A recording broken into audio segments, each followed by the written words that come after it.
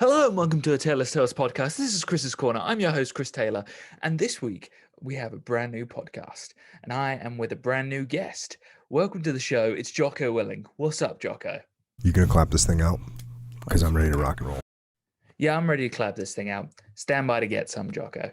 Let's record this shit. Wow, someone is seriously task-orientated today, huh, Jocko? Saturated. Yeah, you could say task-saturated as well, I guess. What have you got there?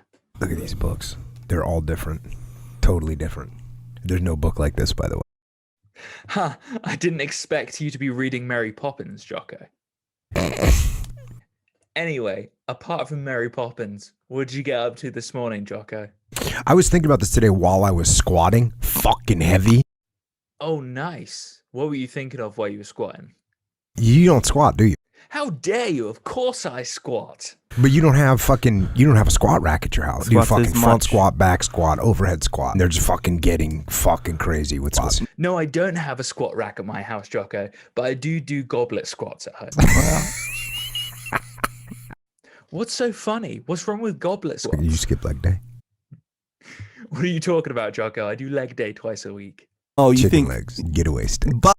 Getaway sticks my ass. What are you trying to say about my leg days, Jocko? Because this is super hardcore. True, but what if I don't want to go hardcore every time I work out? Those days.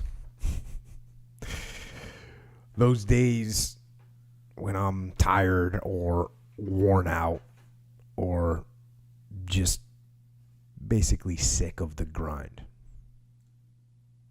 What do I do on those days? I go anyways. I get it done, even if I'm just going through the motions. I go through the motions.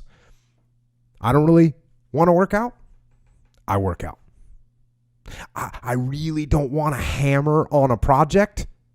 I hammer on the project. Don't really want to get up and get out of bed. Yeah, I get up and get out of bed. I get it, man. When you don't want to do a hardcore workout, you do a hardcore workout. When you are feeling down, you get out there and you go squat, you go deadlift, or you go work out. What would you say to people who want to take a day off or have a day off put into their routine? Don't take today off. Not today. Wait until tomorrow. Don't give in to the immediate gratification that is whispering in your ear. Shut that down. Do not listen to that little voice. Instead, go through the motions. Lift the weights, sprint the hill, work on the project, get out of bed. But the chances are you won't. You won't need that rest. Chances are you will realize that the desire to rest was just weakness. It was just the desire to take the path of least resistance, the downhill path, the easy path. And by simply going through the motions, you overcame that path. And you stayed on the righteous path, the disciplined path. You stayed on the war path, which is right where you know that you belong. Speaking of this path, how did you get on the path and what made you go down it? When I was a kid, I wanted to be a commando. Like, I don't really remember wanting to do anything else. When I realized that there was that role that you could play in life, that's what I wanted to do. And a lot of my friends in the SEAL teams were the same way. That's what they wanted to do. And as soon as they figured out, like, oh, that exists. Oh, I can do that. And I just have to sign this piece of paper and go do this stuff. And then that's what I'll be. Where does that come from? Some call it fate, some call it destiny. I call it taking life by the scruff of the neck and getting after it. What do you think would have happened if you hadn't done what you did and taken life by the scruff of the neck and gone down that path?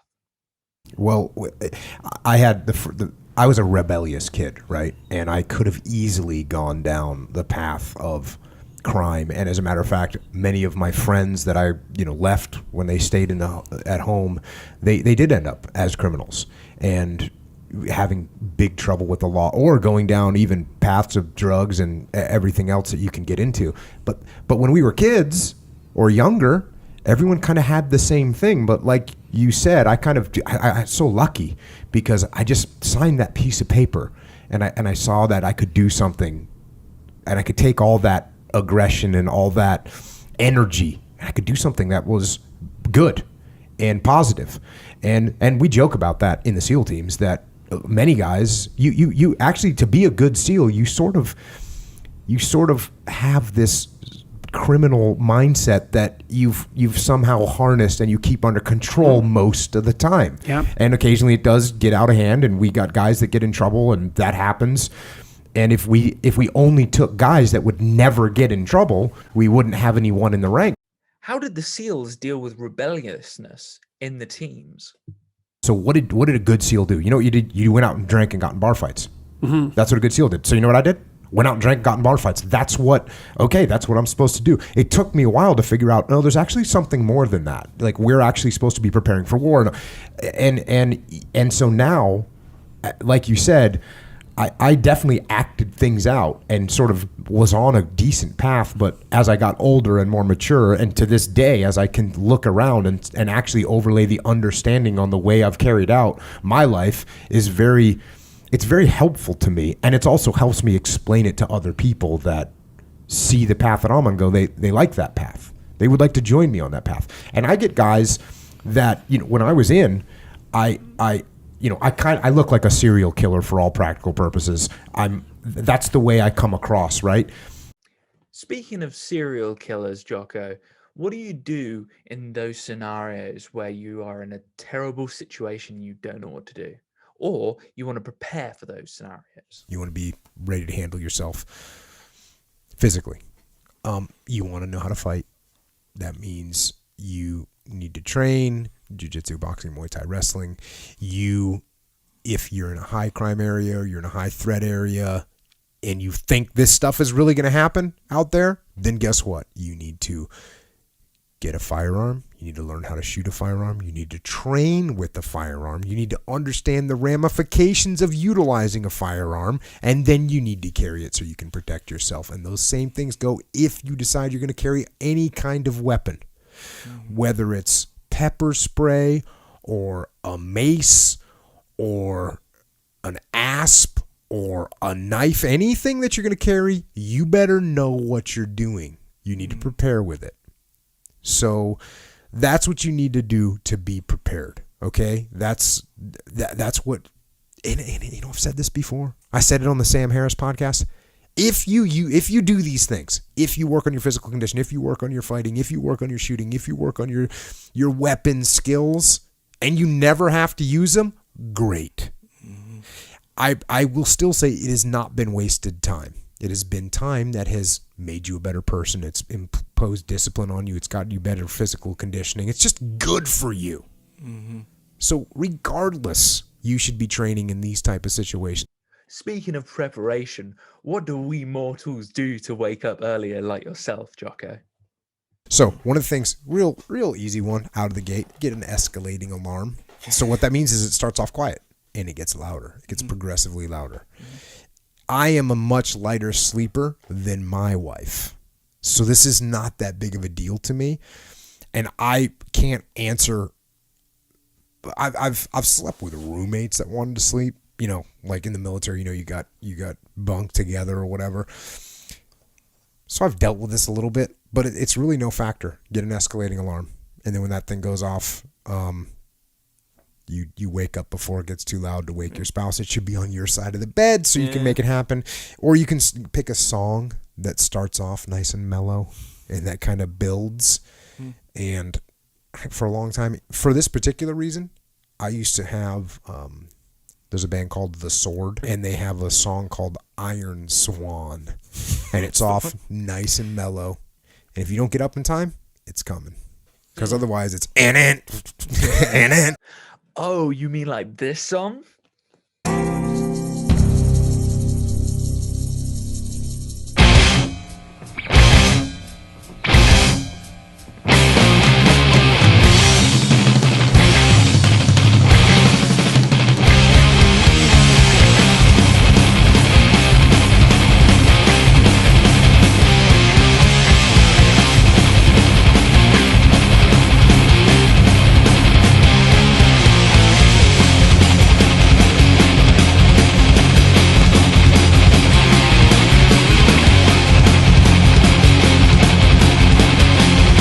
Any other alarm song suggestions, Jocko? If I need to get up and I need to get up and get on it, like there's a song called Repeat Process by 100 Demons. For those who wonder what hell sounds like at 4 a.m. in the morning, here you go. This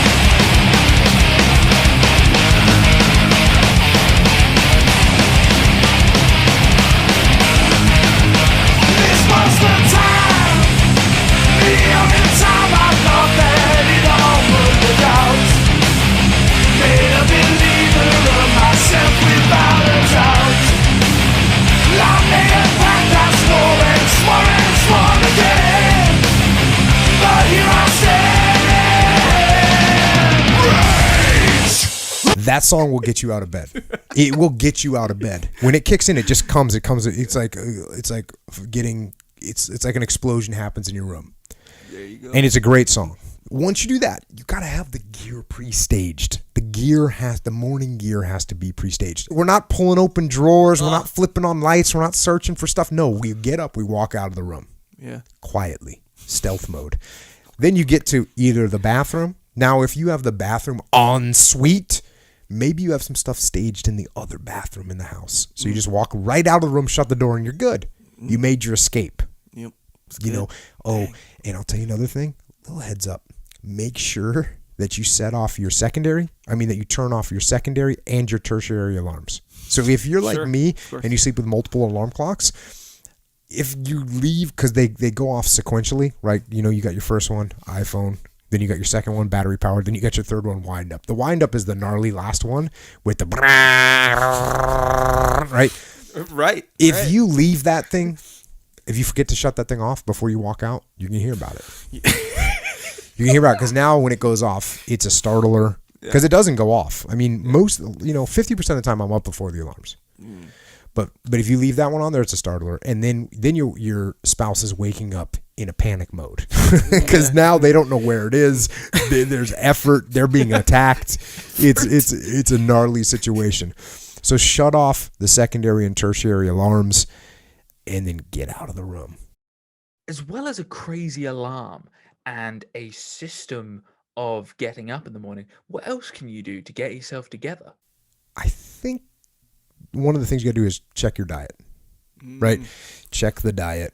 Make sure, in my opinion, you're not ingesting a ton of carbohydrates because those are going to make you tired. They're going to make you excited or make you fired up for about 20 minutes. I don't know. Haven't had them in a long. Check your diet. Check your diet. I just had a guy on Twitter. Oh man, he's like, hey man, I'm tired during the day. I'm dragging. I was like, well, we'll check your diet. And he's like, well, I think it's okay. I'm drinking a lot of energy drinks. No, not good. The energy drinks are addictive. Yeah. They're tasty. They're addictive. And they're filled with sugar most of the time. So you're going to get a major sugar rush and then you're going to crash. So you got to be careful of that. Also, you don't want to be on the crazy amount of caffeine all day, and that's going to mess up your system. And well, I'll tell you right now, people ask me all the time and they're surprised that I work out without caffeine in the morning. But I'm telling you, give it a try. Yeah. Because it'll be harder. Maybe it's harder for you to get out of bed. Maybe it's harder for you to get ready. Maybe it's harder for you to get into the gym with no caffeine. And maybe it's harder for you to start your workout with no caffeine. But once you start the workout, I don't think it's going to be that big of a deal. Yeah. And if it is, good. Make your workout harder. You know, I don't think it's that big of a deal. So don't become addicted to the caffeine, and that's going to be, because that can get problematic. And then power nap, talked about this before. If you need to, you take a little power nap. You take 6 to 8 minutes, you set your alarm clock, you elevate your feet above your heart, you lay down, and you black out. If you're really tired, 6 to 8 minutes, you feel like a rock star after one of those. Yep. Agree. So we've got our alarm set, we've got our gear prepped. It sounds like we're starting to build discipline. How do we remove the external and start thinking inward? How does a person become disciplined? You don't get discipline from your parents, from your grandparents, from your older brothers and sisters. You don't get discipline from an external source. You have to get it from you. That's what self-discipline is. You get it from yourself. You get it from you. So there's people from every possible background, from no parents to crazy parents to, drug addicted parents to super squared away parents, and everywhere in between on that spectrum that are completely disciplined people. More disciplined than anyone I know. It doesn't come from your parents. You don't inherit it. And there's another piece here. It's called ownership, right? It's called ownership. And if you want to blame other people for the problem, and I say this all the time, if you don't take ownership of the problem's not going to get solved. So if you blame your parents for not having raised you in a disciplined environment, you're not going to solve that problem. You're looking at your parents saying, if you would have done a better job being more disciplined for me, I would be more disciplined now. Mm-hmm. So that means you can't do anything. The fact of the matter is it's wrong. You actually can do something. And it doesn't matter how your parents raised you and brought you up. You can have the discipline you need to decide to do it. So it doesn't matter where your background is. It's what you decide to do. Yeah. Wow. I can't think of a better way to end this podcast, Jocko. That is the best way to describe imposing self-discipline and creating that mental hardening that is going to help people in their day-to-day lives. So we'll end it here. This has been the Taylor's Tales podcast. This has been Chris's Corner. As always, I hope to see you here next time. Bye now.